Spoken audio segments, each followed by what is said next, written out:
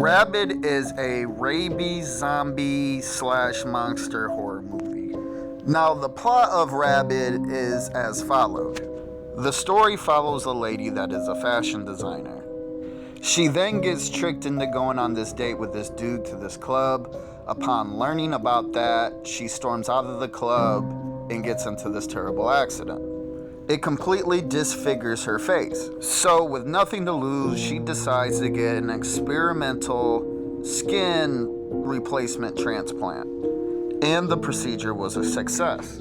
Being left completely disfigured after the accident, she is actually now more beautiful than she was before the accident. But something is not right. Since the procedure, she has been craving blood. And because of these cravings, she accidentally bites a couple people. Well, those people end up becoming rabid zombies. Well, as the movie progresses, we start to see that the lady, something is definitely wrong with her. She is actually morphing into some kind of creature.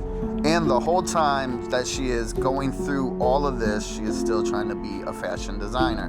And without too many spoilers, we end up eventually finding out that it was the doctor who was basically the bad guy the whole time and actually injected her with some kind of cancer monster cells. So my review of Rabid. This movie had some over-the-top, excellent top-tier practical effects. Something I actually super respect about horror movies. Practical effects are what draws me to the horror genre.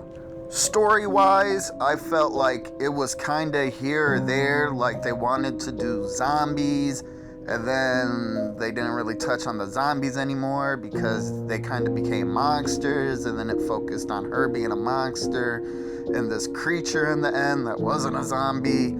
I don't know, it felt like they were trying to do a little too much. Like the zombies at the hospital was kind of unnecessary. It was really no need for that in this movie. If they focused more on the monster aspect, I feel like the movie probably would have been more well received. On top of that, there was points when everything started to have to do with the creatures and the awesome practical effects.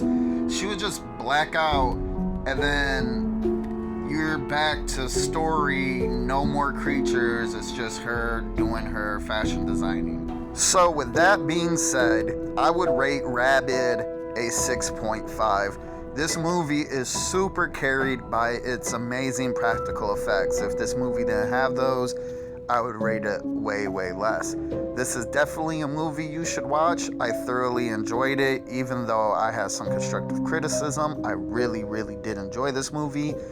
So yeah, Rabid should definitely be a movie every horror collector has in their collection and watches.